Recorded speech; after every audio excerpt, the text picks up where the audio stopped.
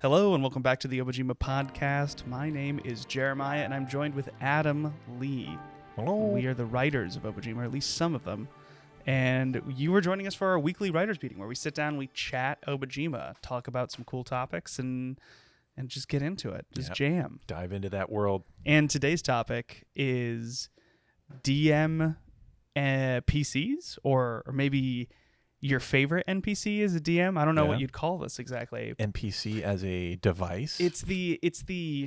So when I was thinking of this topic, the thought that crossed my mind is your DM's favorite NPC, right? The character that shows up in the adventure the most, the one that's like pivotal to the story, that's constantly being brought back, probably super cool and suave, right? It's just the character that the DM constantly calls on to give players information about the world or about the story, and is pivotal in moving the plot forward in a pretty regular basis. And that's getting your party back on track. Sometimes it's a quest giver. Sometimes, low levels, I think DMs tend to like give like a character who is grander in stature with more connections, and then as the players get more important, they kind of become equal in level, and then maybe surpass this character in some capacity. They become rivals, or it's the opposite, where it's like they're on your level, but they're taking different paths, and you just keep on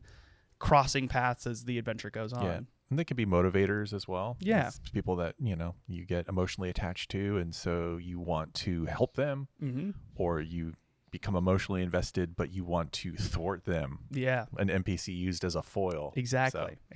And so I think the topic of today is I kind of want to chat about, maybe some of the NPCs that we've used in the past that are like this, but also how do you make this NPC interesting?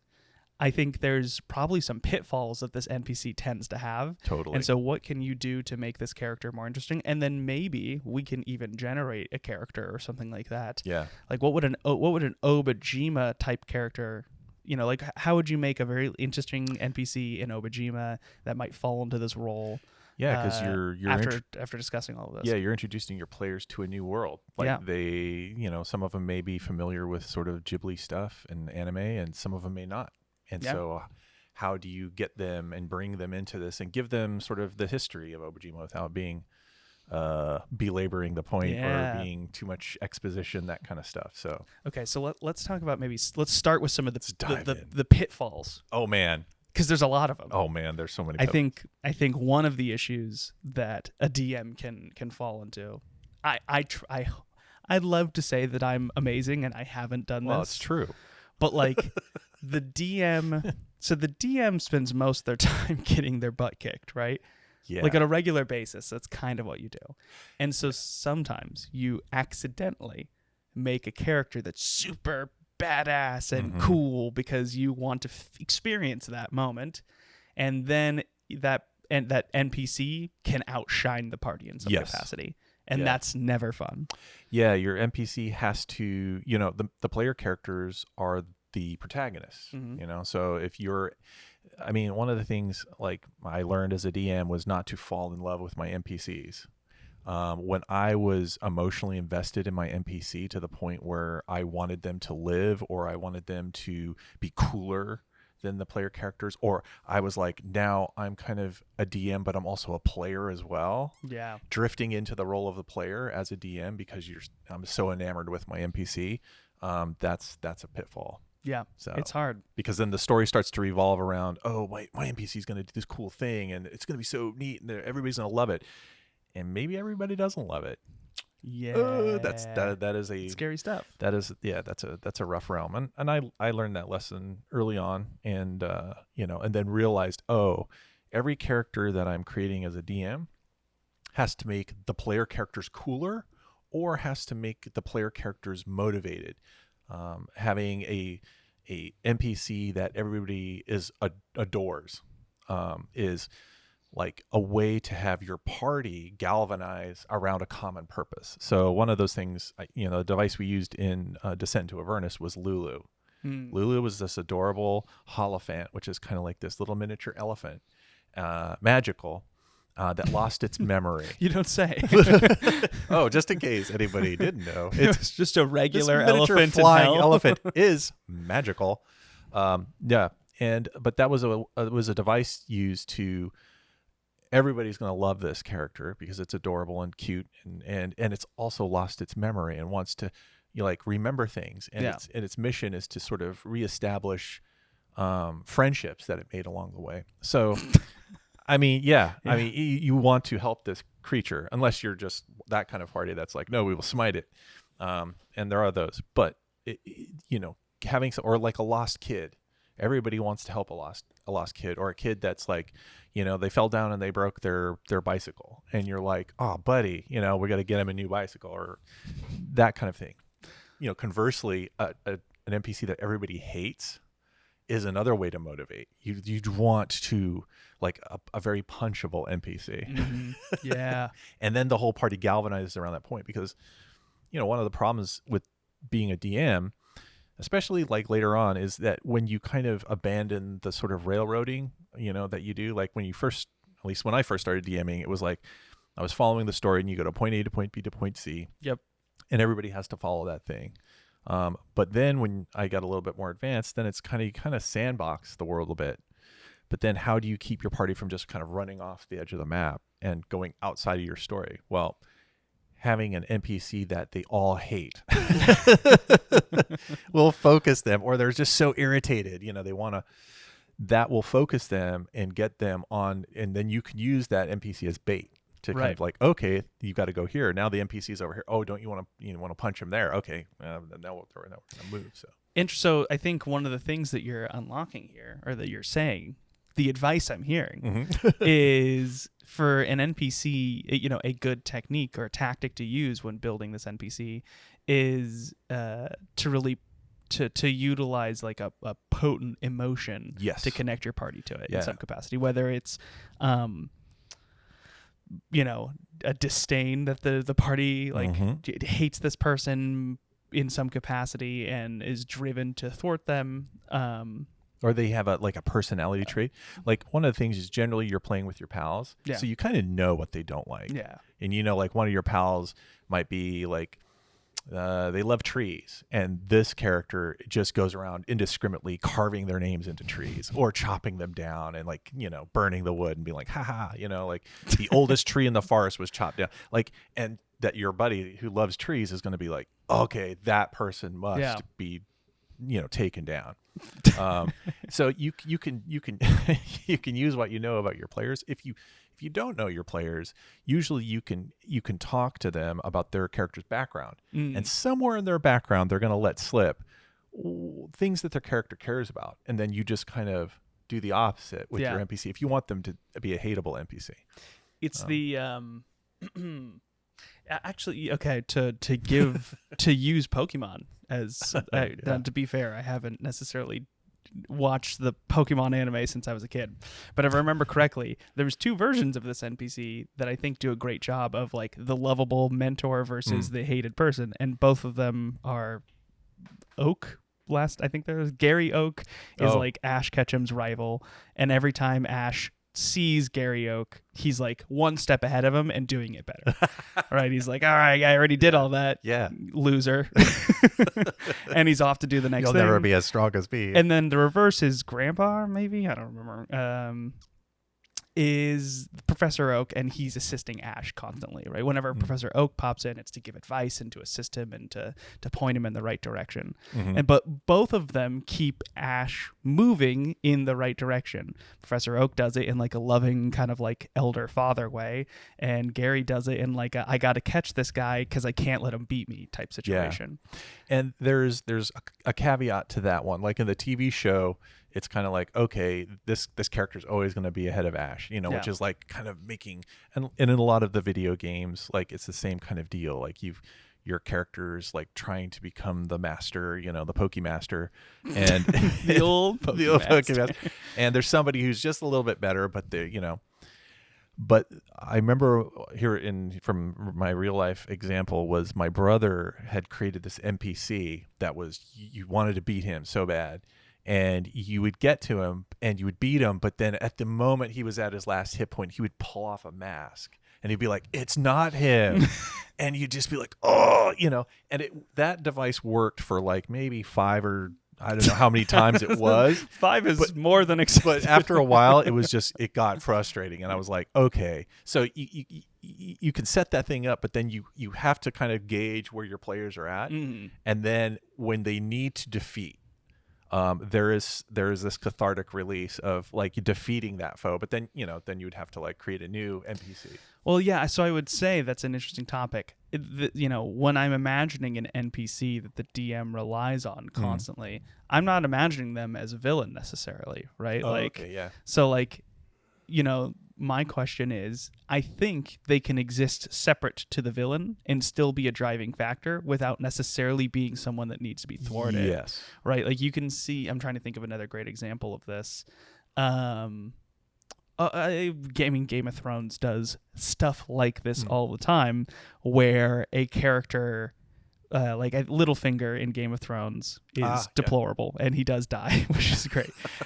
Spoilers. Spoilers. Sorry, it's been a while. Somebody's like, "No." Yeah, the books have been up forever, and the show has been ended for years. It's been fine. But throughout the show, and I think Jaime Lannister is also a great example of this, where like there's a character that kind of rides the line of being like both hated and loved at the exact same time, and so you could almost have this NPC be someone who, doesn't do something enough. They're not like out there pillaging and destroying. So they're not a villain. They're not, but they're deplorable. Definitely like, they are not loved until they all of a sudden help you. And then you're like, and so now it's riding this line of being like, oh man, like I'm angry now with you, but like 2 towns over, you saved my life. Yes. So it's like, that's also a really interesting. That's super cool. Like having a character that there was, I remember playing, it was a Telltale game, and it was The Walking Dead. And you play this game, and you get to this point where you have 2 characters. One is super cool and useless. The other one is a jerk, but valuable. And the zombies are coming, and you have to choose which one are you going to save. Are you going to choose the one that is useless? Yeah. That they're just, in fact, they might even be detrimental, but they're just super nice. Or there's somebody who's a jerk, but they've got all these resources and they've got things that you need. Well, which choice are you going to make? The idea of having an NPC that helps you, but is actually kind of a jerk, not like you're saying. I think that's super interesting. That is a very cool way to use NPC, because it's always the temptation as a DM, at least when I was doing it, like it was like my temptation was always make the good guys super good and the bad guys super bad. But then after a while, blending those things, like you have somebody who's very useful and good, but there's something distasteful about them, or that they do something that is kind of not despicable, but it's like something that people would frown on. Right. And that makes for a very interesting NPC. Like, oh, do we have to deal with that guy again? Yeah. So there's another, to kind of jump back into the pitfalls you can have when making this important NPC into your game. Because we kind of talked about a lot of different characters and some different ways you can utilize this. But I think one of, outside of combat, there's also this line that you need to remember that you as a DM have to draw with this NPC, which is they can't be the most knowledgeable, coolest person ever. In the same way that combat, they can outshine in combat and kind of take that thing over. I think there's also this like, I think there's a fine line that you have to walk with like the NPC being able to give information and help assist the party move forward, because that's oftentimes what this NPC is doing, but also not being like, I think something that I've noticed in past games with other DMs is the frustration of like this character who's overly cool and knows everything at all times.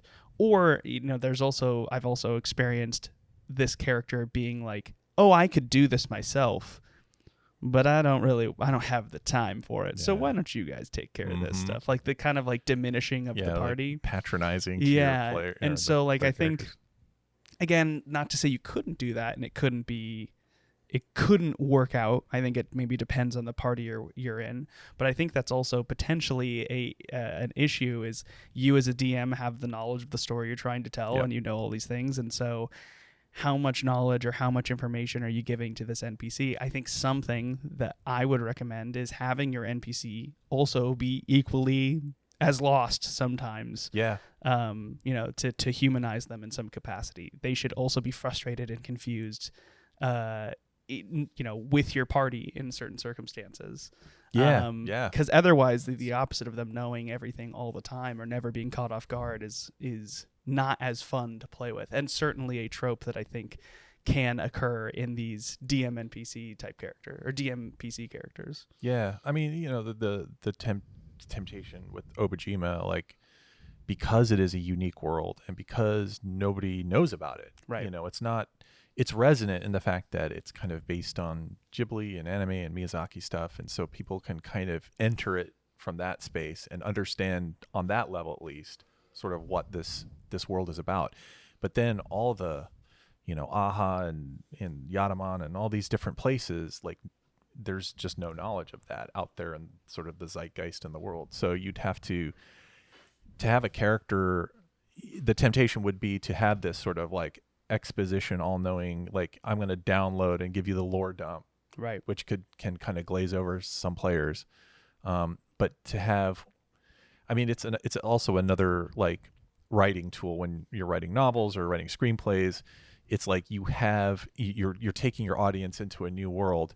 You have your fish out of water character that's who the audience can relate to, and they're in the world that everybody, all the characters are in, but that person is like from another place, and they're asking these questions like, well, what is that? How do we know what that is? And so it's a way of getting the lore to the audience without doing it in a overt way. So it takes some tricky storytelling and some kind of nuanced character role playing, which I think DMs who are really looking for a fun, in-depth role playing experience will love this world, because they can do those kinds of characters. They can have these really sort of different ways of, like you're saying, like having these characters that are on the level of the party. I mean, because the party is from Obojima, the players are not. Right. So you have to have a naive character that is in world, understands everything about Obojima, but is still asking questions to deliver the information to the players. And that's some very tricky role playing. Yeah. It's a load onto the DM, but I think it's a challenge that DMs who love storytelling are going to embrace that challenge and really kind of have fun with it. So I like it. I love it. So, okay. So, go ahead. Because it just made me think that we will need to build NPCs that have that for, all these future releases that we're thinking about. So, speaking of building NPCs, so we've talked about kind of, maybe some of the pitfalls and some of the general ideas on what these types of characters tend to be. What does one of these characters look like in Obojima? Like if you were to build a character in Obojima that maybe fit this role, someone who's connected to it. Obviously it's heavily driven by the story that you're telling in Obojima, but I think one of the things that these characters often need to be able to do is move around the island and be, unless it's highly connected, but oftentimes these characters are found all over the place. They're exploring different places. They're connected to the different factions in some capacity, right? They're off doing things. They're almost like, an adventure in their own right, or connected in some capacity to all these places. Well, what is a character, if you were to make something like this in Obojima, what does a character look like? I mean, right off the bat, like with an NPC that does this purpose that we've been discussing, it's like, I mean, you could use somebody like this little fellow, that either a spirit of nature, or any spirit really, because the great thing about a spirit is that they can appear and disappear. Right. So they're not with the party all the time, which puts another load on a DM to kind of like, now they're running the game, but they're also role playing this character constantly. And like, if anything ever happens, they're like, well, our little mossling friend doing? It's like, oh, the DM has to think about that as well. Some DMs do that great, and other DMs is like, oh, it's a little, it's another thing. So the nice thing about a spirit is they can appear when they need to and tell a little bit of story or like a roll of things along, and then they can disappear and get out of the way. And so a DM can handle that. So Obojima has tons of spirits, and they're great for a DM to use. So that would be the one thing. Also, especially a spirit from like the spirit realm is now a fish out of water when it comes to the physical realm. So you can have people, the players in Obojima doing the things, as the adventures that they're going along. The spirit can come in and out of the spirit realm. It could be one of these spirits that has that natural ability to just kind of move between planes. And then they could also be asking questions like, wow, what is this? Oh, what is this thing?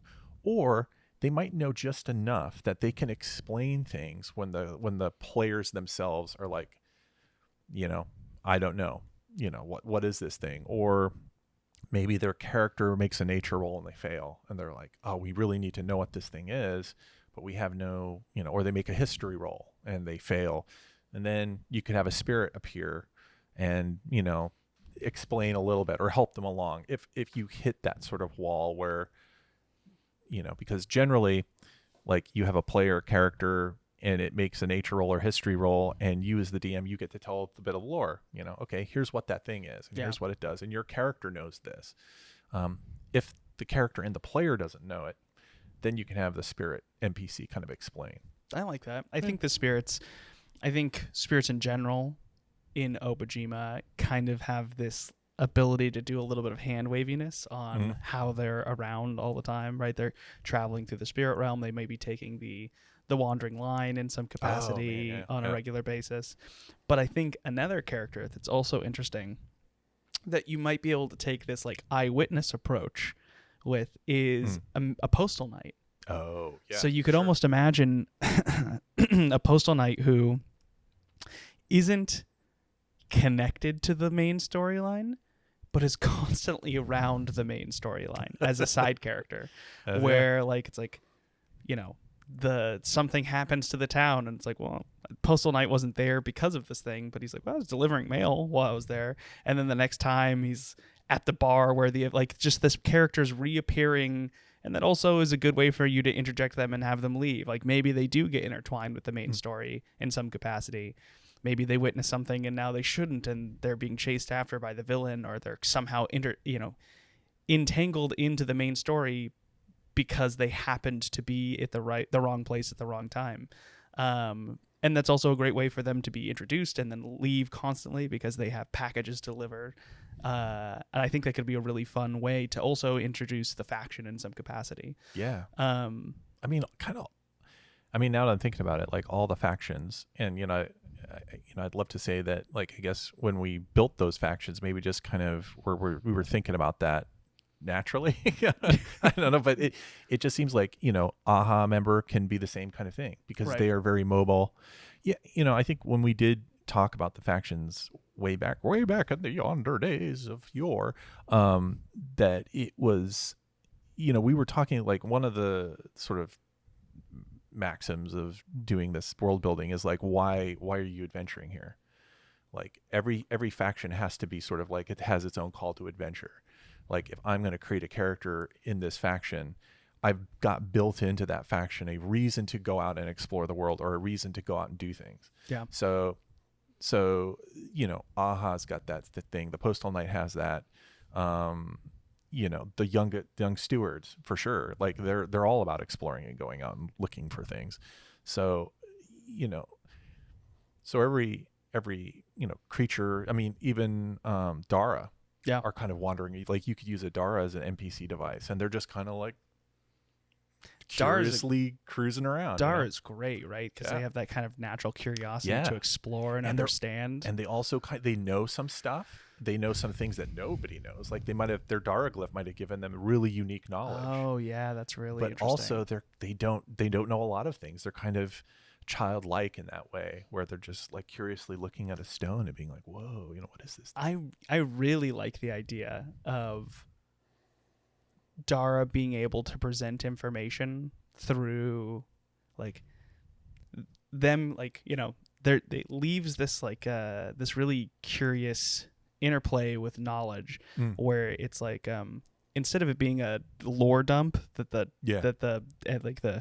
comes off almost gaudy, where it's like, I'm this knowledgeable wizard. You fools. It's like the Dara's like, here's all this information I just learned from a glyph. I don't really know what it means. Yeah. I just know that I know it. And at some point in time, a past life of mine discovered this. Yeah. And I'm just sharing it with you because I think you can help me figure out what it is. And like DM bonus points for that. Like if you can do that where the Dara says, I don't know how to do this, and you know that the players know what that thing is, and so they can sound smart and be like, oh, and we're also helping our Dara buddy. Yeah. That is a really cool moment when you can set it up where your players can pay off that punchline and then feel like, oh, now we know Obojima. Now we're doing something cool. And we're also helping our pal. And we're going on an adventure. Your players know the answer. They just don't know the question. Yes. Yeah. That's a great way to put it. Yeah. Yeah. I love that. I really love that. And I also like, there was an old TV show called Columbo. I don't know if you know this. I don't know. Okay. Columbo. So Columbo was, there was a great character actor called Peter Falk, and he played this detective who always kind of was shabby looking, and he was like disorganized, but it was all an act. And so he would go to solve these murderers, and there were always like these smarmy, like smug, they had, mega yachts or whatever like that. And they've done this murder, but they know they're going to get away with it because Columbo's on it. And he's such a doofus. And he's like, oh, and Columbo's always like, I kind of forgot what you were saying, but Columbo was a genius. And he was just weaving this web that lured them in, and it was great. And I love that that is a character.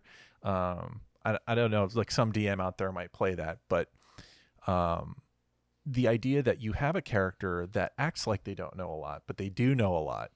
And I don't know, it's kind of like, you meet Odin or Buddha by the well, and they're disguised as a traveler, and maybe they've dropped their walking stick and they're like looking around for it. They're like, would you help me out? And some players, or generally people will help them, but the idea that there's somebody who has more information than they let on that they know, but playing it not in a way that is like obnoxious and sort of patronizing, but in a way that, I don't know, could kind of be a lesson for players. Cause I always, it's always fun when there's like a little bit of I don't know, a moral lesson for players if they, they're going to go smack down somebody that they shouldn't. I think Mr. Sheep from the Wandering Forest could be a great example of or a type of character that plays into that role. Yeah. Where they're somebody that's like kind of comes off like they don't know, but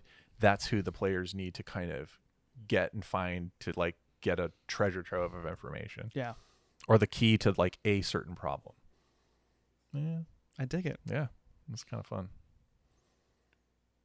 What does the Puck of Time say? The Puck of Time says we have a lot more time. Okay. But that being said, I also think that not every episode needs to be very long. Alternatively, we can end it here.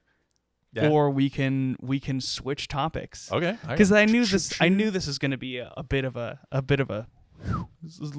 less plump topic for us to bite into here. I just thought it was interesting, so I wanted to. Yeah, no, that was cool. I mean, yeah, NPCs are. I mean, it's weird. There's like you can. I think there's people who run good NPCs. I think it's a thing that you can maybe teach, but ultimately there are going to be DMs that are going to be really good at it, because it does take I don't know if I ever got to a point where I was like a master at it or super good at it, but I got to a point where it was like that NPC came to life in such a way that I knew how that NPC was going to react to anything that the players threw at me. So that I think was sort of the best I ever got at running a good NPC, and knowing what that NPC's purpose and role was in the story. Like, is that NPC designed to create this like sort of warm endearment, or was this NPC designed to sort of irritate but also, create a moral dilemma for the characters, like kind of like your Littlefinger character? Or was this NPC designed to be like somebody that was just building up this sense of like, oh, we want to defeat this guy so bad, and then yet, giving them that moment where you can finally pay it off and you have victory. I think there's an interesting. Oh, sorry, Ari. Bumped into him there. I think there's an interesting topic or a question that could be said to kind of add on to this. And you mentioned it earlier. I think one struggle that often occurs is how to introduce an important character that you want, and you want people to attach to them in that first interaction, right? So it's like you've planned out this character. So sometimes it happens. Oftentimes in my game, I'll make people up on the fly. Yeah. And usually that's when I make my best characters, when I'm like, I don't know, I need this person to be interesting, so I'm going to give them maybe an accent or a fun quirk, or, you just make them a little curious. And oftentimes what will happen is my players attach to that character. And then I'm like, well, like, I guess this crazed shift captain is now a reoccurring character, right? And so, but there's something about that first interaction that can kind of make or break the experience for the players. So if you build out this important character that you want to reintroduce over and over again, how do you make that first interaction exciting, right? Yeah. Like, there's a game, I have one character who reappears in almost all of my games. Probably not Obojima, because it doesn't make any sense. But he's a Jewish gnome called Saxton Beholderman. And he was like the merchant, right? So like the way I would introduce him almost all the time is the first time a player low level needs to buy a healing potion, this is always the person they would bump into. And I would describe the same thing, like every single time. It's a plain wagon. You walk in, like you open up the curtain, and there's an extremely long hallway that leads to like a shop. And that's always like a fun experience. And sometimes I often build up the experience walking through the hallway leading to Saxton. So it's always like I'm describing the scents and the smells, and there's music playing, and I get this, like I have this huge build up of describing all the senses and the things in this hallway. So when they finally open up the door, and there's kind of like this, I think I'm playing into the idea that like there's going to be this suave, handsome elf, this eternal being on the other side, and instead it's like Saxton, and he's like kind of bumbling, and he trips over and like spills rings everywhere, and he's like, darn it, and he has to pick them all up, and like I do a little bit of a rug pull every time I introduce this character, where I build up to what my players think is going to be. They build, this picture of what they think it could be, and then it's not that. It's something else, and I make him endearing. Yeah. And I usually play, like, I pick a character in the party that I think is willing to get some jokes, and I maybe have Saxton poke some fun at this character, and then I always have Saxton, I connect Saxton to that character in that capacity, and every time they see Saxton, Saxton pokes fun at that character. And so like there's like a made up beef that Saxton always starts with one character that everyone else loves, or it's like like 50 gold for the potion for you, 65 for you. Like it's just always, and so I always play on that, and that has been a tried and true method to get my players to kind of fall in love with Saxton, and it makes the next time they see him, because he's a merchant, right? Kind of the ability to travel everywhere. He's in this wagon that he takes all over the place. When they see him in the next town, there's like a immediate sense of relief that people have, where it's like, we're in a new place, we don't know where we are, and then they go, is that Saxton's? And you can see like the wagon, they like run in, they're like, oh my gosh, Saxton. And then they naturally ask him questions. Not to say Saxton's the most knowledgeable person in the world. Yeah. He's just a merchant. But they're like, well, this is a person we know, so maybe we can ask, like, hey, do you know what's going on in the town? Like, why are all these people here? And Saxton's like, well, it's a festival. That's why I'm here. Right? He has the knowledge, and I don't have to dump it on them. Yeah. They naturally ask questions to Saxton. Yeah. Saxon isn't more knowledgeable than him in any capacity. The only thing that makes him more knowledgeable is that he came to this town with a purpose, and maybe there's a chance that he knows what's going on. Yeah, and as a DM, you can use him in a way that you're like, maybe he's connected, maybe another group has talked to him while he's being a merchant and selling them stuff, and they let slip something. He's like, well, I heard this. Yeah. You know, I don't know if it would help you guys, you know. And it's a great character. And then for Saxton's purpose, in certain games, he's like a side character that just always appears. In other games, Saxton became... Saxton was fighting in an army against like a blue dragon at the end of the game, right? Like he was like part of a merchant's guild that like bolstered to help fight in this like kind of peak moment, which is not where I expected the character to go, but that's where he naturally was guided. Yeah. I think the point I'm trying to say though is, when you introduce this character, one, how do you do it naturally? Yeah. And then how do you get, what do you do to get people to connect with that character, whether it's making them, angry? What's the experience you have in that moment to get your players to reconnect? And then how is it not weird the next time that character appears? Yeah, I mean, I think, like making a character like that isn't godlike, first of all, like a character that you can relate to as a person. Like, this is one of the things I think that kind of is sort of a thing that makes Dungeons and Dragons, like that it doesn't take itself seriously. It's not godlike powers. Like having worked on the Magic IP and then having worked on Dungeons and Dragons, like all the Magic planeswalkers are like superheroes and they're just like super epic cool, and they're like, I've got all these cool powers. There's not a sort of a comedic thing about them. They're not like bumbling less than awesome, whereas Dungeons and Dragons is full of that. Like your main characters are not supposed to be superheroes. Like running a first level character, the villains are, the epic villains are kind of like I've got to try to defeat it. The thwart Asmodeus, like that is so tough. So in like right off the bat, when you have a character that isn't, immortal and, has all the coolest stuff, and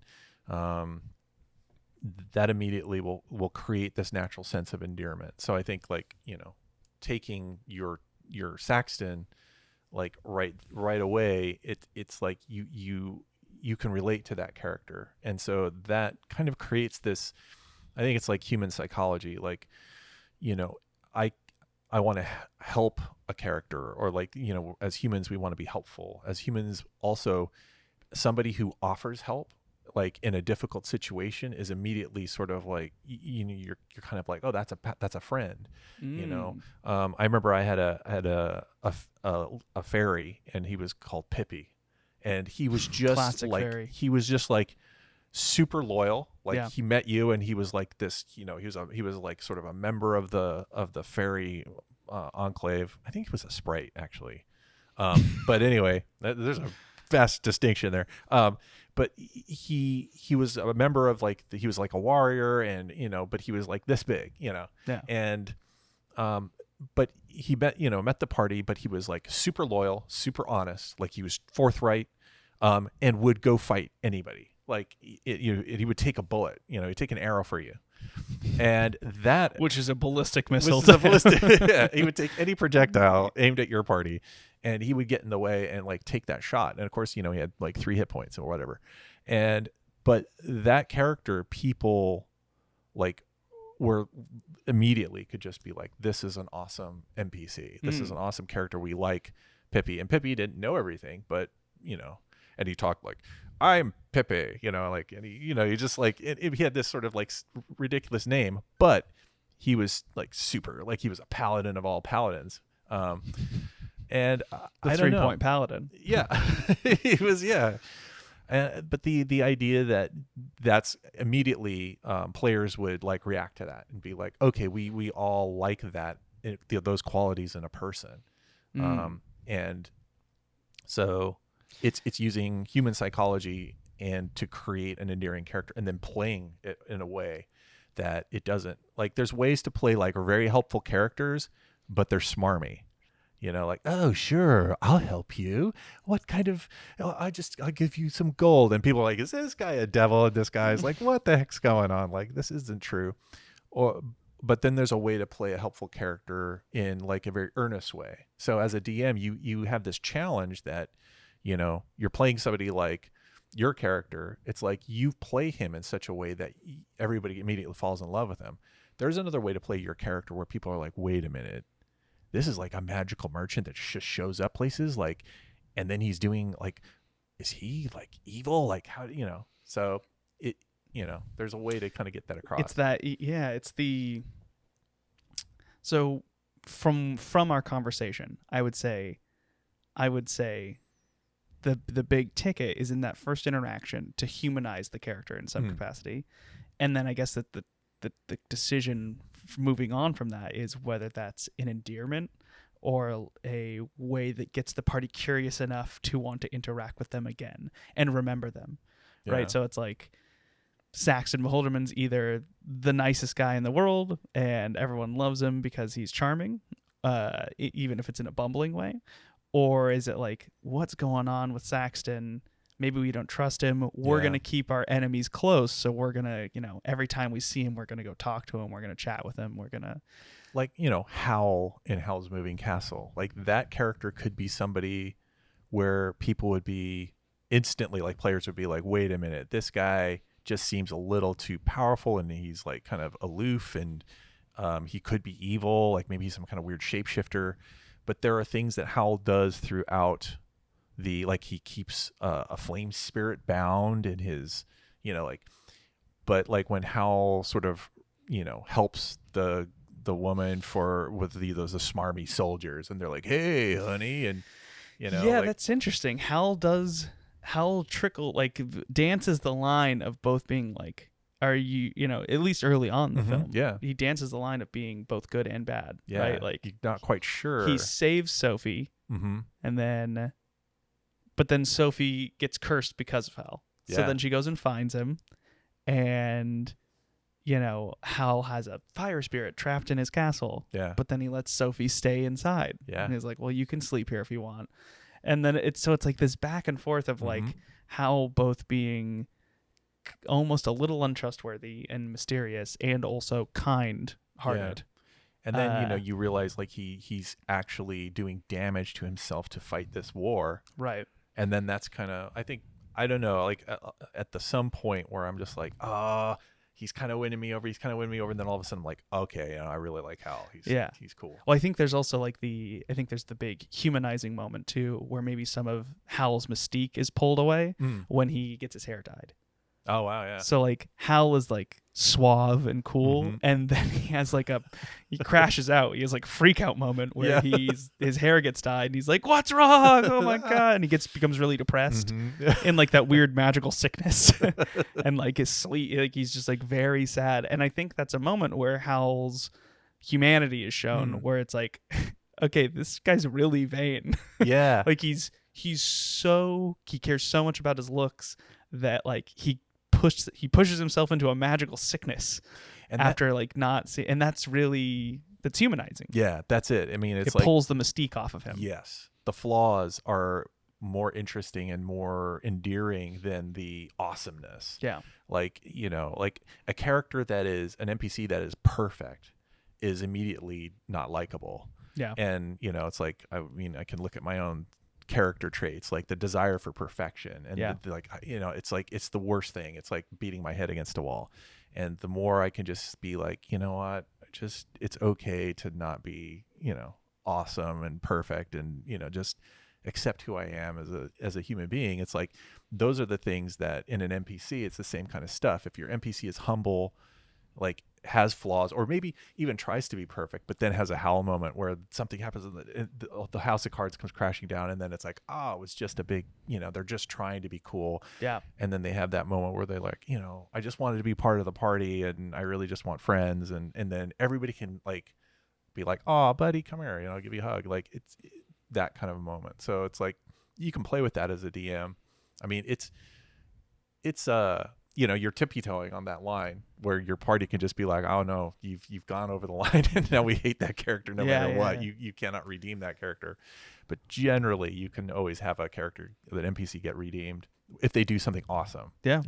I think a redemption arc is an amazing way to get Yeah. an NPC as like a recurring character. Yeah. Yeah.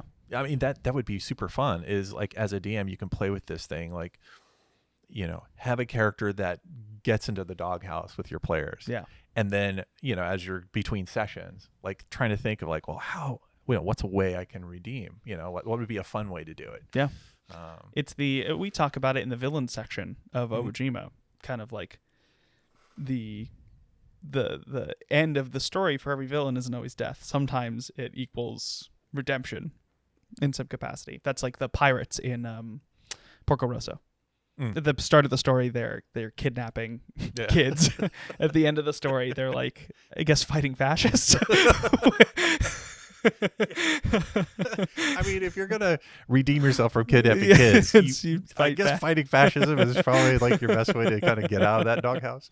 Yeah, like how do you get over that one? It's just a lot of there's a lot to this to in general. I don't know if we did the best job of describing how you'd make this character, but I think we touch on a lot of interesting topics in NPC design in general. Yeah. I mean, it's psychology, like as a DM, you're kind of being a psychologist at that point. Like, what is, like, you can even go through all the movies and, animes that you've ever seen and just be like, why do I like a character? Why do I not like a character? That's a great advice. And how fast do you like that character? Yeah. Oh, that's a great, watch a show and then immediately go like, wow, yeah. As a storyteller, like, that's a thing I do when I watch movies, is like, how fast do I immediately, like, I'm rooting for that person. And I have watched movies where their protagonist, I was not rooting for that person. And those are the movies or TV shows that I cannot keep watching because they want you to like keep, like, I have to be invested in, like, I want the protagonist to overcome their flaws, or I want their protagonist there has to be something about them that's endearing, or a reason why I'm rooting for them. Yeah. And if I'm not rooting for them, I lose interest in the show. Yeah. And I've noticed that throughout my career. And it's like, so I know that is a big part of it. So, and then when I notice that I root for them, I'm like, why is that? What did they do? And it might've been, they just said something, or there was, like, in the video game, The Last of Us, the first one, I was playing it, and there was this moment where, I know it was like Ellie, or the guy whose name was, I forget who the guy was, but he's Joel. Joel. Yeah. Joel, like they get behind a car, but he like kind of puts his arm around Ellie, like to kind of protect her from zombies. Yeah. And I was like, that's just a very subtle but profoundly impactful storytelling moment. It's just in a gesture. Yeah. And it was like, there's a bond between them, there's a trust between them, and there's also this protectiveness. Like, it was just really well done. And so it's like, and instantly I'm like, okay, now I'm going to play this video game. It's like, I want to see them succeed, and I want them to get through it and survive and all that. But just that moment was really, really cool. So it's like things like that. Like, if you're NPC, like, my little sprite NPC that was willing to take a bullet for you, and it, the players will know it. And there might've been an example, like, just, like the player characters will be like, oh, there's this demon or something, and, we're scared to go up there. And Pippi's like, I'll go, but it's like that moment in the Seven Samurai where they're sitting there and there's the fortress and they've got guns, and the samurais are there, they've got bows and arrows and they've got swords, and they're like, oh, like, how do we get these guns? And one of the samurais just like, he just gets up and runs and gets them. And it's it's like, I think for me, the coolest moment in that movie. It's like, I just love that character for doing that. He doesn't even say like, well, what do you think, guys? Should I go get? He just is up and he's gone. Like, he just does it because it's like, it has to be done. That is such a powerful, heroic moment. And you can build an NPC that does that. So those things will, and as a DM, that's, I think, the fun of it is you get to, and especially in a place like Obojima where, you gotta, like, it's very role-playing heavy. So it's just you can have a field day with creating those kinds of character moments. Yeah. So I love it. It's cool. Well, Well. On that note, thank you so much for joining us. This was our little NPC chat. You can check out more podcast episodes where we do a lot more writing stuff. I think this was just a general chat today, but I really liked it. And hopefully it helped, got some good information to you. So thank you again for joining us. Please like and subscribe. You can follow us on Discord or Instagram or TikTok. And we produce other podcast episodes and other video content on YouTube. So thank you again, and we will catch you later.